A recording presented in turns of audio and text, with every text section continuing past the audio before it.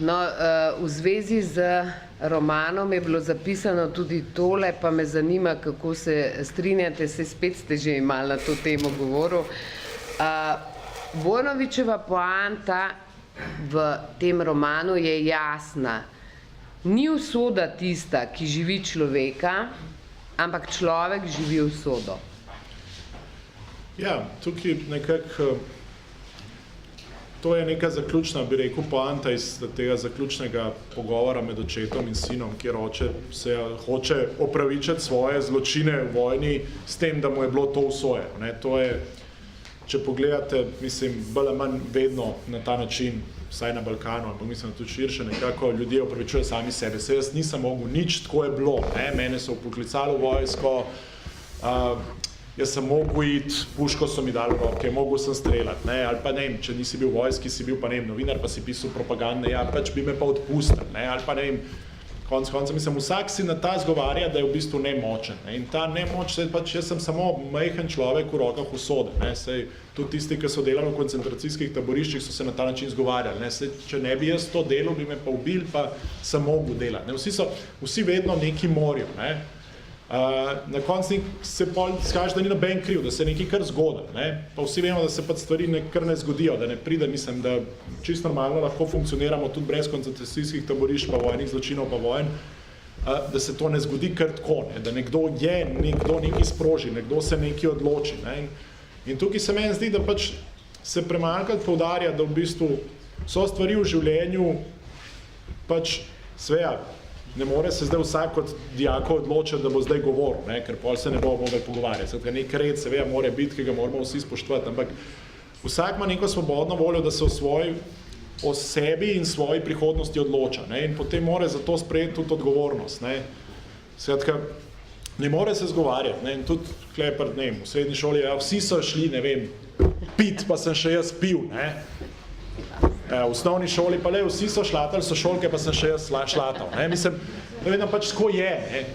To je ta najlažji izgovor, ki seveda pri teh stvarih, ki sem jih zdaj omenil, zelo nedolžen, pogre pa pač naprej in vedno manj nedolžen, ker pač imaš kot odrasel veliko bolj usodne, vsako tvoje dejanje ima bolj usodne posledice.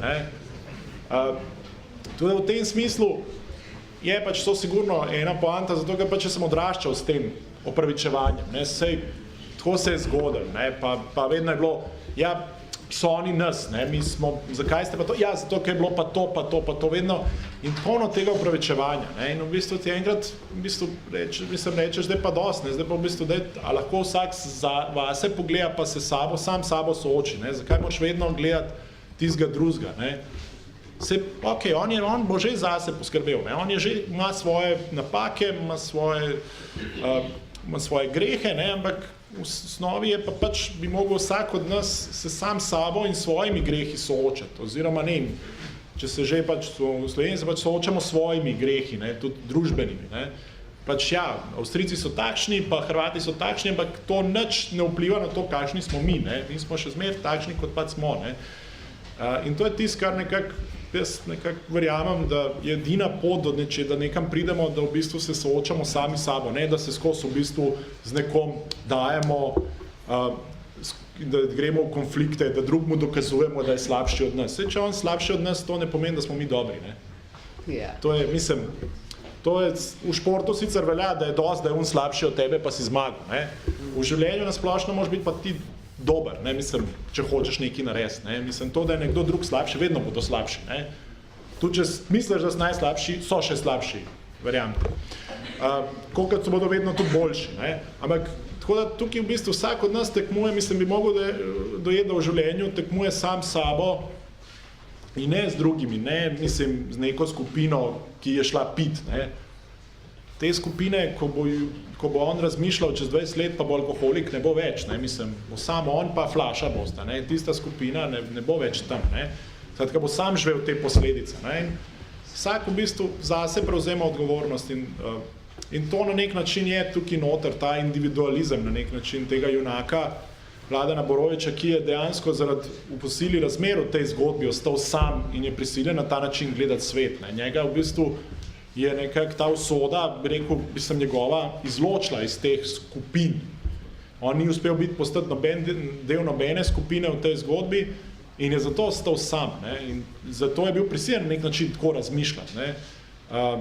To verjetno sem tudi jaz mogoče na ta način, ker nisem bil naučen, da bi pripadal neki skupini ali se nobeni skupini ni dal pripadati, takrat tudi mogoče na ta način začel razmišljati. Ne? Ampak meni se to edini način, da nekam lahko prideš, da neke stvari sam pri sebi pa sploh v družbi razrešiš. Ne? Aha. No, zdaj bi jaz pozvala seveda dijake, gospod Golinar je pripravljal dijake za to tekmovanje, pa bi mogoče en od vas postavil kakšno vprašanje še.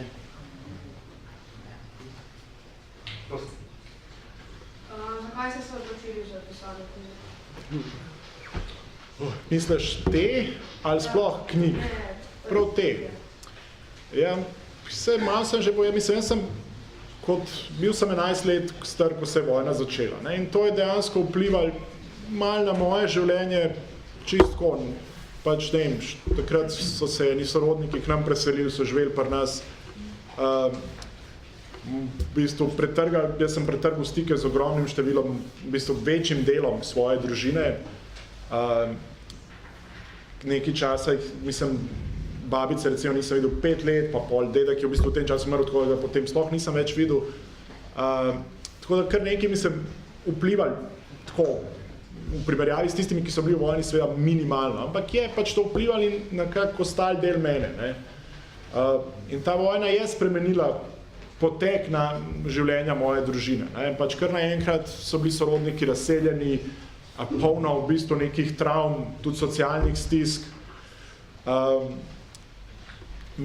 Težji se je bilo z njimi dobivati.